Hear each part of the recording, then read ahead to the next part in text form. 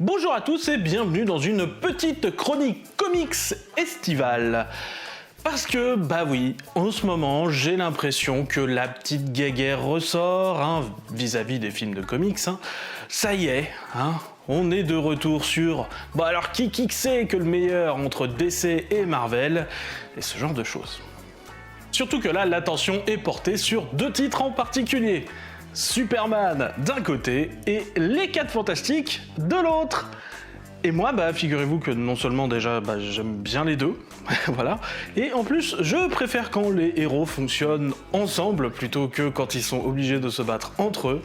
Et donc du coup, moi je vous propose plutôt de vous parler du moment où Superman et les 4 Fantastiques ont fait équipe ensemble. Parlons plutôt de Superman / Fantastic Four, parce que non, ce n'est pas un versus.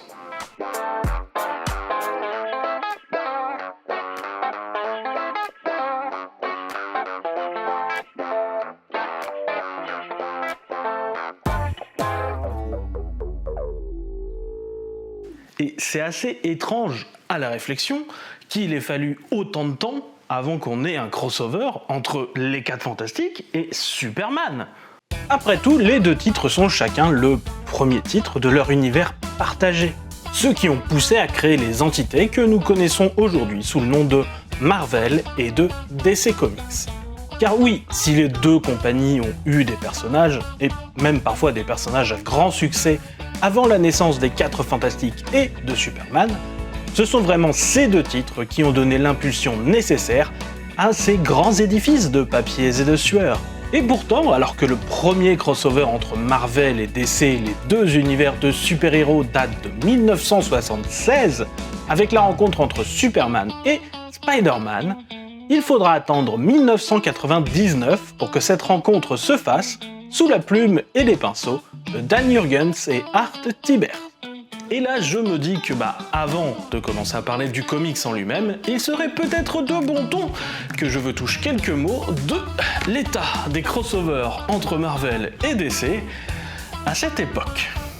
Dans les années 70, les premiers crossovers entre les personnages super-héroïques de DC et Marvel ont lieu.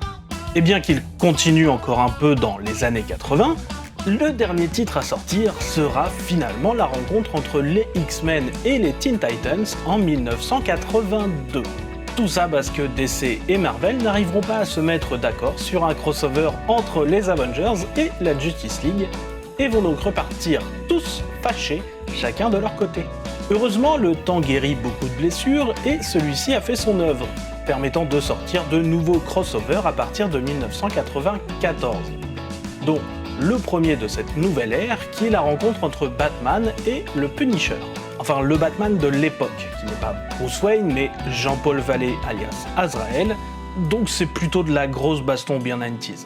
Et puis, comme le courant passe bien mieux entre les deux maisons d'édition à ce moment-là, et que l'effondrement aussi d'une bulle spéculative des comics éclate au milieu des années 90, et donc du coup on a besoin de sortir le grand jeu pour ne serait-ce que rester à flot, les crossovers vont se mettre à exploser.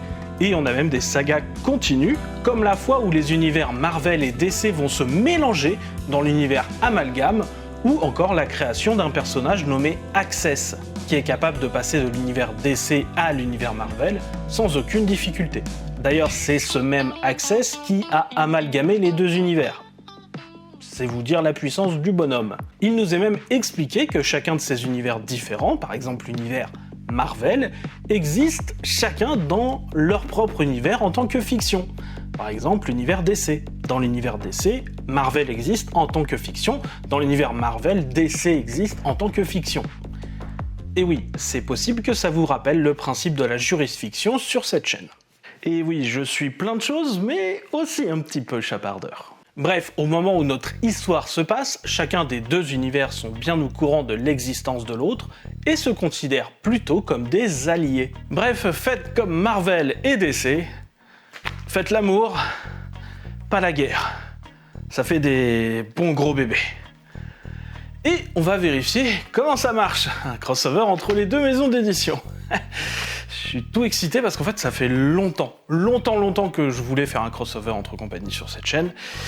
Et je pourrais utiliser cet énorme omnibus des crossovers Marvel et DC, mais vous savez quoi ?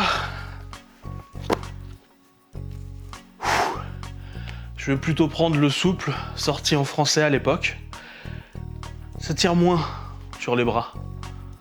Notre histoire s'ouvre sur cet endroit mystérieux qu'est le passé. Il s'agit d'un monde autrefois verdoyant et plein de vie, désormais seulement une carcasse flottant dans le vide spatial. Et à côté de ce cadavre de monde flotte Galactus, le dévoreur cosmique, celui qui se nourrit de l'essence même des mondes. Sauf que ce monde-là lance une fusée. Le genre bleu avec des ailerons. Le genre qui me fait beaucoup penser à la fusée qui dépose bébé Kal-El sur Terre pour qu'il se fasse recueillir par le couple Kent. Et comme Galactus est un être cosmique hyper fort, il sait déjà ce que va devenir le bébé. Et donc il se dit que c'est intéressant. Et créer un objet MacGuffin pour pouvoir suivre le petit et venir le faire suer quand il sera intéressant, à savoir grand et fort. Parce que Galactus, il veut du kryptonien. Normal. Mais par contre, il veut pas changer les couches. Faut le comprendre. Non, et puis, de toute façon, la laverie cosmique, elle est toujours hyper chère. Voilà. S'il doit rajouter un autre set de vêtements avec en plus les siens, non, il va raquer. Bref, notre histoire sort du passé pour arriver au présent, et le MacGuffin arrive sur la Terre, avec une silhouette dans l'ombre, mais un poil menaçante, qui semble intercepter le bousin. Mais on n'a pas le temps de s'en inquiéter, car là, regardez, dans le ciel, non, sur le sol, une bombe, et une grosse en plus. Heureusement, les équipes de Metropolis, et notamment la SCU, ou Special Crime Unit, dont fait notamment partie Maggie Sawyer, est sur le coup. Cette dernière d'ailleurs se démène pour tenter d'arrêter la bombe, mais le reste de ses équipiers ne semble pas partager son enthousiasme. De toute façon, à quoi ça sert ? Il va arriver dans quelques secondes. Et la foule autour de lui semble aller sur le même thème. Ne vous en faites pas, il va s'en occuper, il le fait toujours. Non mais franchement, si ça vous fait chier que Maggie elle essaye de faire son job, vous le dites.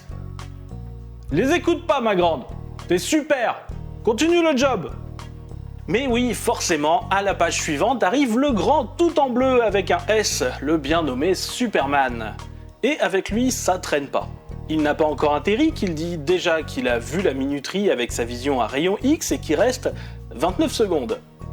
On apprend que la bombe est nucléaire et paf, Superman arrête la minuterie avec sa thermovision. Un signal radio arrive pour relancer la détonation à distance. Mais de 1, ça marche pas parce que Superman fait aussi fondre le matériel de radiotransmission de la bombe. Et de 2, il peut suivre les ondes radio pour trouver les coupables, des gens admirablement dans l'ombre avec des armes à rayons qui crient « Mort à l'Amérique !» Et franchement, c'est hyper cliché. Mais le scénariste le sait très bien, hein, c'est pour ça que ça va très vite. On va pas rester là-dessus. On fait ça juste au cas où s'il y a quelqu'un qui ait jamais entendu parler de Superman, il peut avoir un bref aperçu de ses pouvoirs. Parce que pile à ce moment-là, arrive le MacGuffin copyrighté Galactus, un cristal qui semble d'origine kryptonienne. Et paf, en le touchant, un message de Papa Jor-El se lance. Eh bien, encore un message.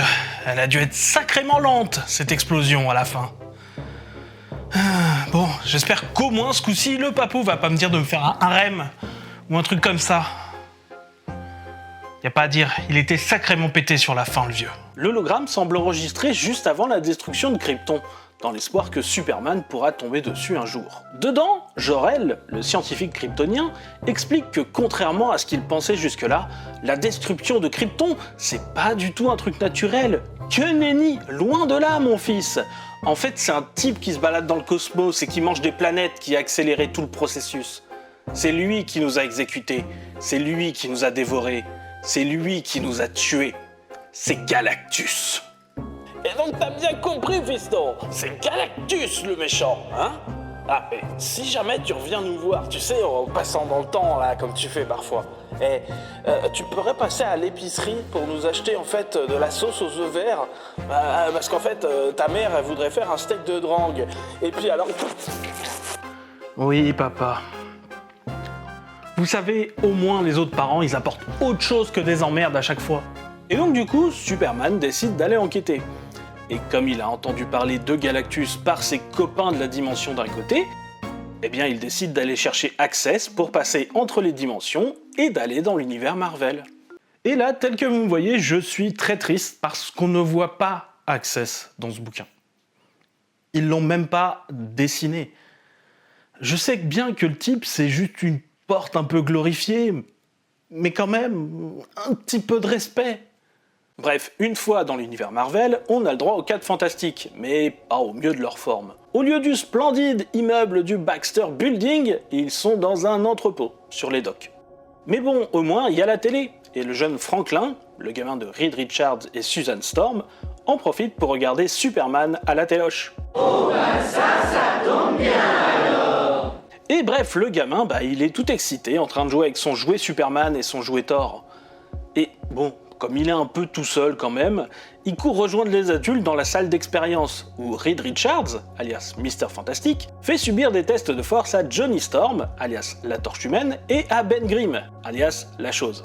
Sauf que bon, pour la Torche Humaine, c'est plutôt simple, il faut juste qu'il balance du feu. Pour la Chose, ça fait plus d'1 heure qu'il porte une grosse pierre digne de Jack Kirby, et il commence à en avoir relativement marre. Et non, je n'ai pas de costume de la Chose. Ni assez de peinture orange. À la réflexion. Désolé. Bref, Franklin dit à son propre oncle Ben qu'il a raté le feuilleton de Superman. Mais Reed en a rien à foutre de son gamin, il est dans son expérience, et donc il dit à Suzanne, sa femme alias la femme invisible, d'emmener manger Franklin, s'il te plaît. Et le prix du père de l'année est remis à tous les autres. Reed, un effort. Bref, Suzanne emmène Franklin dans les couloirs, quand soudain elle se rend compte que quelque chose ne va pas, et que tous les systèmes de sécurité sont désactivés. De suite, elle forme un champ de force pour se protéger, elle et son fils. Mais on découvre bien vite que l'intrus est tout de bleu vêtu avec un grand S. Et un torse qui fait au moins 4 fois la tête de Suzanne aussi. Mazette, ça c'est du dessin exagéré bien 90s. Bref, ils emmènent Superman rejoindre le reste de l'équipe pendant que Franklin peut oublier sa muffine, et Superman dit qu'il vient pour parler de Galactus. Jusque-là, c'est plutôt normal. Sauf que d'un coup, le cristal vert MacGuffin prend vie et envoie une décharge d'énergie sur tous les appareils des 4F. J'espère que ça a rien cassé, parce que mon assurance elle gère pas les dégâts dans les dimensions des autres. Soi-disant, il faudrait que j'arrête de me balader partout. Surtout que là, la Chose se fait écrabouiller par son gros caillou, devenu encore plus lourd, les systèmes de défense des 4 Fantastiques attaquent tout le monde, et Superman entend même une voix qu'il connaît. Car au milieu d'une scène de baston déjà bien intense, arrive Cyborg Superman. Bon, ok, là ça mérite un peu de backstory. PRSN, raconte-nous une histoire. Cyborg Superman est à la base un humain normal, nommé Hank Henshaw. C'est un astronaute qui a participé à un vol dans l'espace avec sa femme, son beau-frère et son meilleur ami, et qui ont eu le malheur d'être irradiés dans l'espace, ce qui leur a donné des super pouvoirs, et ça me fait beaucoup penser aux 4 Fantastiques. Sauf que dans cette version-là, les super pouvoirs les ont tués à petit feu. Sauf Hank, qui a pu en fait robotiser sa propre conscience, et donc maintenant il peut fusionner et utiliser toutes les technologies qu'il rencontre. Et en plus il déteste Superman, qui est selon lui la cause de tous ses malheurs. C'est un personnage de DC qui a été inventé au début des années 90, et qui est devenu plutôt important. Il a même détruit Coast City, en fait, la ville de base d'Hal Jordan, ce qui a fait que ce dernier est lui-même devenu vilain pendant une décennie à peu près. C'est très très honnête pour un héros qui devient vilain, une décennie. Mais bref, à la base, c'est aussi une parodie des 4 Fantastiques. 4 astronautes qui sont irradiés dans l'espace et qui gagnent des super pouvoirs. Bref, le scénariste Dan Jurgens s'amuse. Surtout que c'est lui qui a créé le personnage 9 ans auparavant, en 1990. Mais bref. Retour à l'histoire. Une autre sonde arrive, que Reed Richards identifie comme venant de Galactus. Et cette sonde, elle shoot Superman qui disparaît à l'intérieur. Donc, si on résume un peu la situation, les 4 Fantastiques y voient une sonde de Galactus. Et Cyborg Superman arrivaient à peu près en même temps. Bref, ils en déduisent qu'ils bossent ensemble et ils attaquent le robot. La torche parvient bien à ouvrir la sonde, mais Superman semble engoncé dans une énergie cosmique, tandis que la voix de Galactus nous parvient.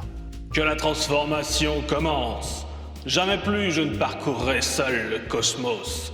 Que toute l'existence sache désormais que Galactus a trouvé un allié.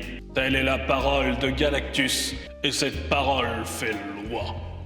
Cyborg Superman tente bien désespérément de s'élancer, en implorant Galactus, telle une midinette, et se met à hurler « Non, Galactus, prends-moi à la place !» Mais Suzanne l'arrête facilement d'un champ de force bien placé. Car oui, la meilleure dans l'équipe des 4F, c'est Suzanne, il n'y a pas photo. Superman, lui, vient d'être changé en version dorée de lui-même, déclare que « sien est le pouvoir cosmique ». Et donc oui, Superman est devenu le nouveau héros de Galactus, remplaçant entre autres du surfeur d'argent. Et ça pue du cul sévère pour le reste de l'univers. Reed essaye bien de raisonner Superman, mais ne parvient qu'à se faire enlever lorsque ce dernier est téléporté par Galactus. Nos personnages sont donc séparés. D'un côté, nous avons Reed Richards, Galactus et un Superman soumis au contrôle et doté du pouvoir cosmique, et de l'autre, nous avons le reste des 4 Fantastiques et Cyborg Superman. Et comme il est temps d'un peu de narration, on apprend que Cyborg Superman est lui venu pour rencontrer Galactus, et est donc prêt à aider la Chose, la Torche Humaine et la Femme Invisible à améliorer leur vaisseau pour aller à la rencontre du Dévoreur de Mondes. Et donc oui, c'est littéralement la team des 4 Fantastiques, mais avec une version maléfique de Reed Richards d'une autre dimension. Non, j'aime bien ce team-up. Ils ont bien réfléchi en fait au placement des différents personnages. De leur côté, Reed et Superman se retrouvent sur le vaisseau de Galactus.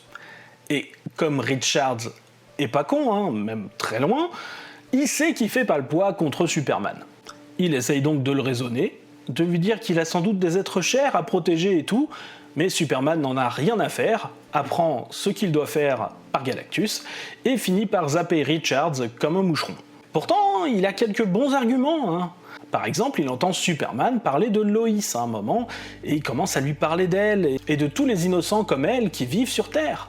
Mais c'est à ce moment-là que Galactus resserre son contrôle, et donc tous les efforts de Richards sont vains.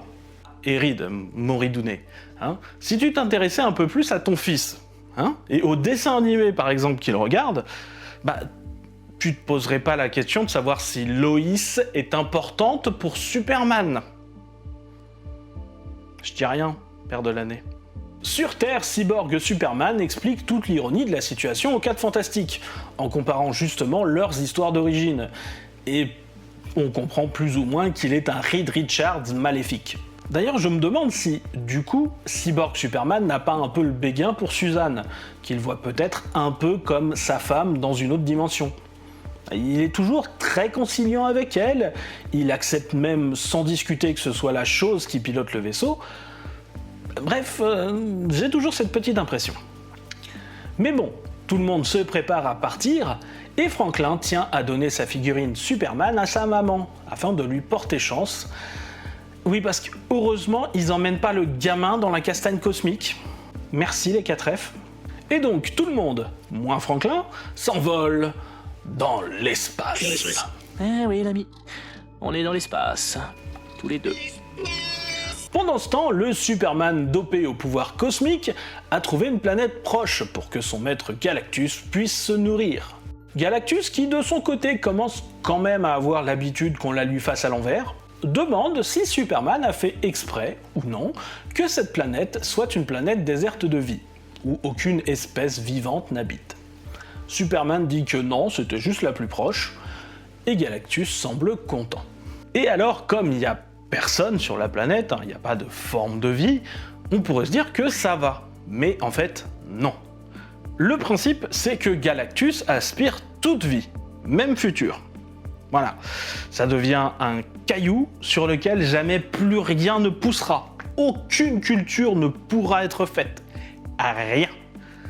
En temps normal, la vie, plus tard aurait pu refleurir avec le temps. Peut-être quelqu'un, une civilisation aurait pu s'y installer, etc., etc. Là, non.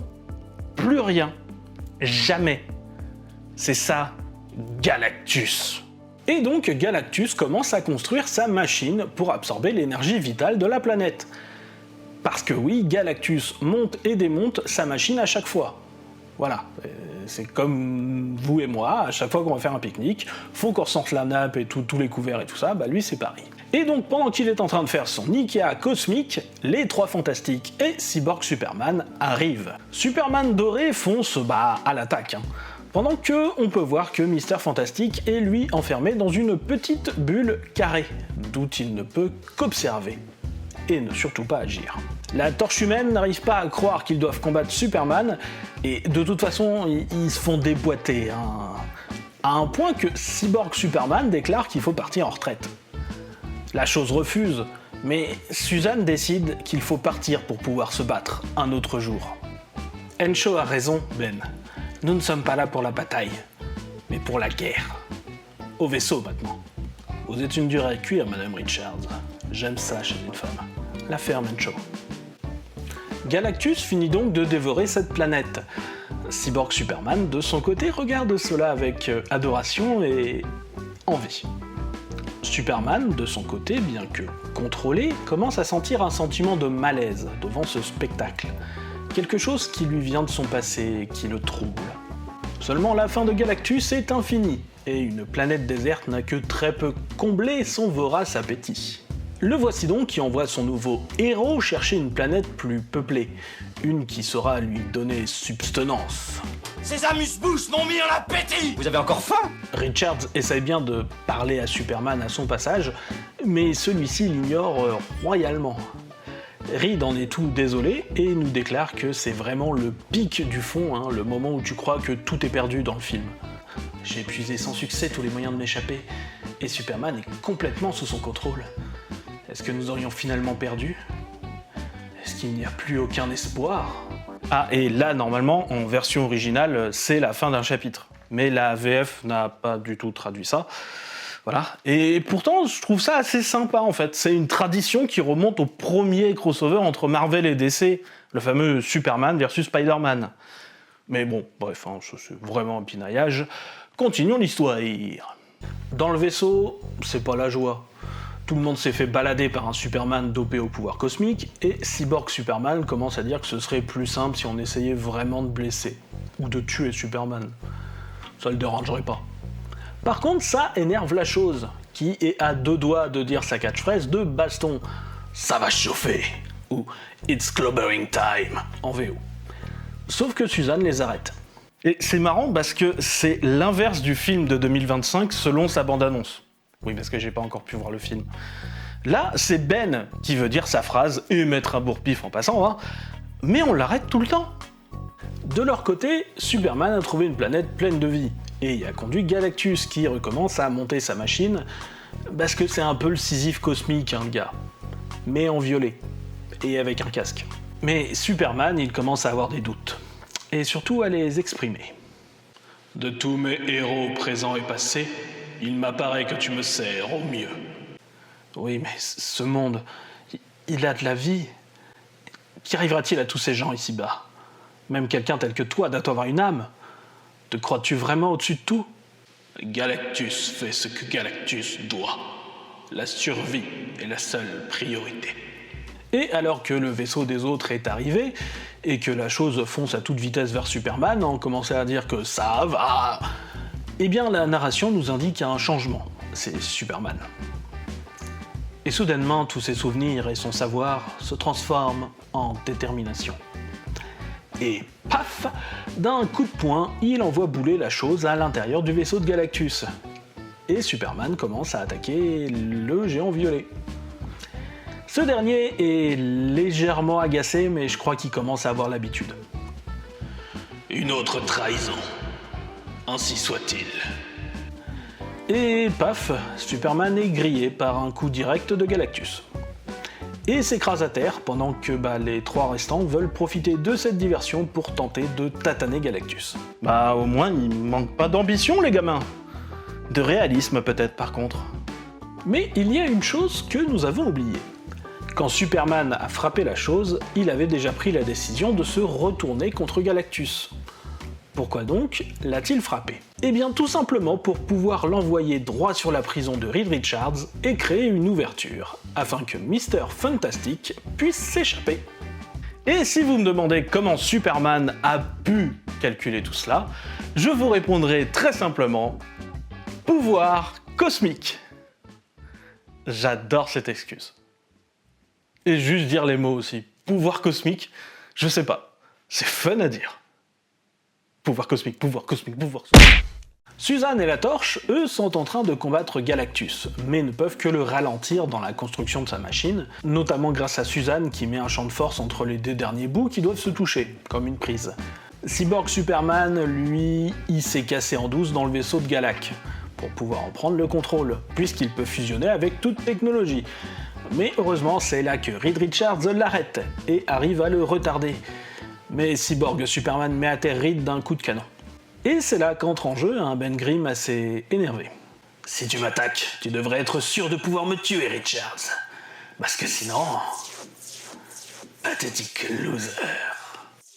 Désolé mon pote, mais j'ai voulu dire ceci toute la journée et tout le monde m'en a empêché. Ça va chauffer. Ah, qu'en dites-vous? Pour une fois, personne ne m'a empêché de prononcer ces si merveilleux mots. Et non loin de là, un héros tombé au combat commence à perdre son pouvoir cosmique. Un processus qui devrait le laisser inerte, incapable de bouger. Mais c'était sans compter sur le courage de cet homme, et du jouet non loin qui lui rappelle qui il est, ce qu'il représente et d'où il vient. Et donc enfin, les 4 Fantastiques et Superman se rassemblent et combattent ensemble, main dans la main contre Galactus. Reed est très étonné de voir quelqu'un qui a survécu à un coup direct de Galactus. La Torche veut l'engager dans l'équipe car, après tout, on pourrait très facilement changer son S en un 5 sur son torse. Et Suzanne se demande ce qui a fait que Superman a pu changer de camp au final. Krypton est morte sous les assauts de Galactus, tout comme d'innombrables planètes, Madame Richards. Ça n'arrivera pas aujourd'hui, ni plus jamais. Voilà une idée présomptueuse, Kryptonien. Bref, le reste de l'équipe continue à distraire Galactus, pendant que Reed Richards et Superman foncent à l'intérieur de la machine. Superman veut la détruire, sachant quelle machine est primordiale de par son expérience de héros. Mais Richards dit qu'il suffit simplement de manipuler la dite machine, permettant du coup à Galactus de pouvoir toujours se nourrir dans le futur, plutôt que d'être soumis à la faim, puis la mort, sans sa machine. Galactus est une force invincible, Superman, ne s'apercevant qu'à peine de notre existence. Il ne fait que ce que chaque organisme doit, s'assurer de sa propre survie. Tu en parles presque comme si tu l'admirais. Je pense que c'est plutôt du respect de ma part. Néanmoins, je ne cesserai jamais de me battre pour qu'il cesse définitivement. Galactus réussit finalement à finir sa machine, mais quelque chose ne va pas. C'est forcément les humains qui ont fait un truc. En effet, grâce à Reed, la machine n'absorbe pas la substance vitale de la planète pour la mettre dans Galactus, mais fait l'inverse. C'est la force vitale de Galactus qui est en train de partir dans la planète. Ce qui est plutôt ballot, vous l'avouerez. Et métaphoriquement assez dégueulasse puisque c'est l'équivalent de Galactus qui vomit dans son assiette. Décidément bien trop dégueulasse et l'image est maintenant gravée dans ma tête.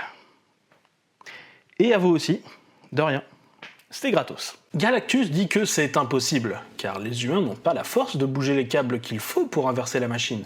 Mais c'était oublié le Kryptonien, qui d'ailleurs commence à détruire l'émetteur que Galactus allait prendre pour commencer à réparer son œuvre. Et oui, c'est un rappel à la façon dont Superman a fait fondre l'émetteur de la bombe au tout début. Bon, c'est pas une histoire qui est du grand art, mais il y a quand même des préparations paiement, voilà, une narration qui sait avoir quelques petites subtilités, quand même. Et bref, Superman fait promettre à Galactus de ne plus se nourrir que sur des planètes non peuplées. Et Galactus est obligé de respecter sa promesse. Après tout, la parole de Galactus fait loi. Reed Richards restaure donc le fonctionnement de la machine une fois que Galactus a promis, mais Superman n'est pas satisfait. Il veut encore lui faire payer la destruction de Krypton. Sauf que Galactus dit qu'il n'a pas touché à Krypton.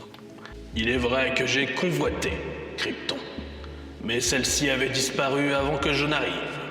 Et à la réflexion, c'est plutôt bien fait et on peut s'en douter avant. Parce que l'histoire, elle fait bien exprès de nous montrer le résultat d'une planète mangée par Galactus. Qui devient donc un petit caillou ratatiné sur lui-même, ce qui ne ressemble pas du tout à l'explosion de Krypton. Et on fait bien gaffe à nous montrer que Krypton, elle explose. Non, pas du grand art, encore une fois, mais c'est cool. Il se trouve que c'est Cyborg Superman qui a intercepté le message et qui était la silhouette que nous avions vue au tout début s'emparer du MacGuffin. Il était relativement facile d'intercepter le message et de te faire penser que Galactus avait dévoré Krypton. Un boy scout tel que toi était obligé de partir à sa recherche. Donc tu en as profité pour me suivre dans cet univers pour atteindre Galactus. Pour pouvoir piocher dans ses pouvoirs, je présume. Galactus, écoute-moi. Il ne mérite pas tes fabuleux pouvoirs. Mais je suis comme toi, au-dessus des simples concepts de bien et de mal. Comme toi. Je te supplie de me donner des pouvoirs cosmiques. Laisse-moi être ton loyal servant. Donne-moi ce que je mérite. Donne-moi la perfection. Et c'est alors qu'une simple plaque de métal tomba à terre, misérablement. Incroyable, un alliage sans aucune impureté, condensé en une forme purement parfaite, et probablement sans forme de pensée ou de conscience. Oh, ça me brise le cœur. Bon, alors tout ce qu'il nous reste à faire, c'est rentrer. Et c'est ainsi qu'ils rentrèrent, les 4 Fantastiques et Superman. Ils étaient très attendus par le jeune Franklin, heureux de voir sa famille de retour et qu'ils aient réussi à sauver Superman de son sort. Mission accomplie, jeune homme, grâce à toi et à ceci, lui dit Superman en lui rendant son jouet.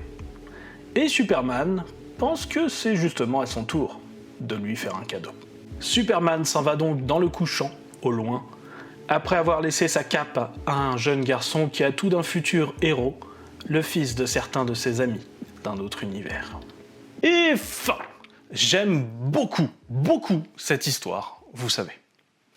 Certains crossovers intercompagnies ne sont pas à la hauteur de la hype, en fait, qui représente tout simplement l'inexistant, du rêve qu'ils vendent finalement, mais ce n'est pas le cas, je trouve, de cette histoire-ci, qui parvient en fait à utiliser les personnages et leurs histoires en fait qui y sont associés, je trouve, de fort belle manière.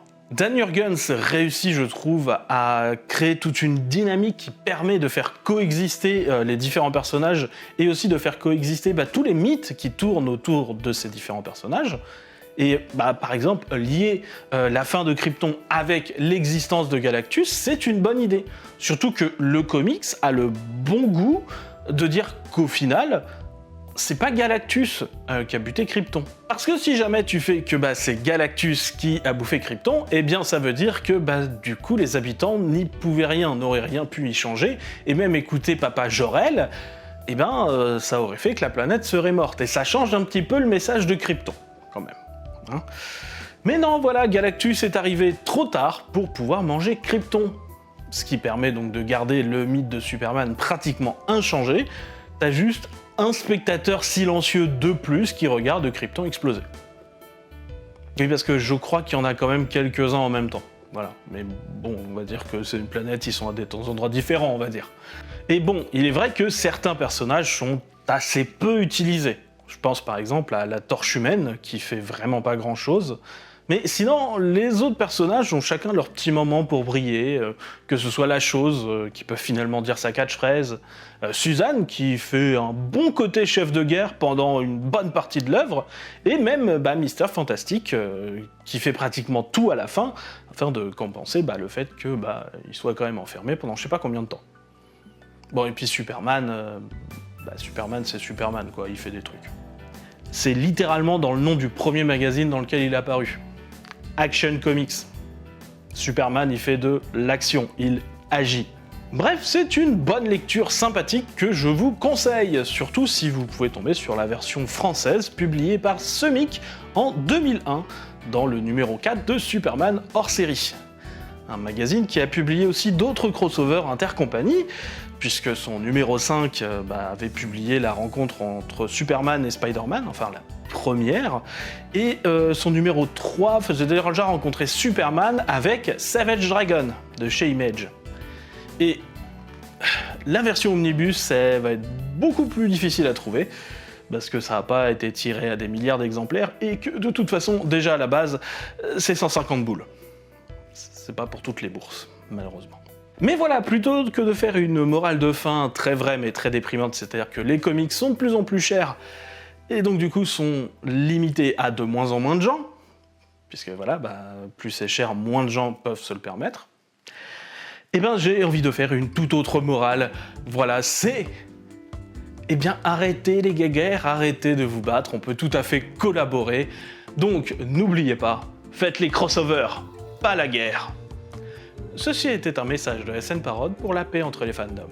Si la vidéo vous a plu, n'hésitez pas à vous abonner à la chaîne pour les futures sorties, et pourquoi pas ne pas laisser un petit commentaire et un petit boost, hein, ça fait toujours plaisir et ça nous aide un petit peu. Ah, et n'hésitez pas aussi à regarder la vidéo de chez les confrères et consoeurs de Top Comics qui nous parlent de sorties qu'ils conseillent en ce mois de juillet et d'août. Sur ce, à la prochaine fois. Même bas de chaîne, même bas... Je me suis gouré.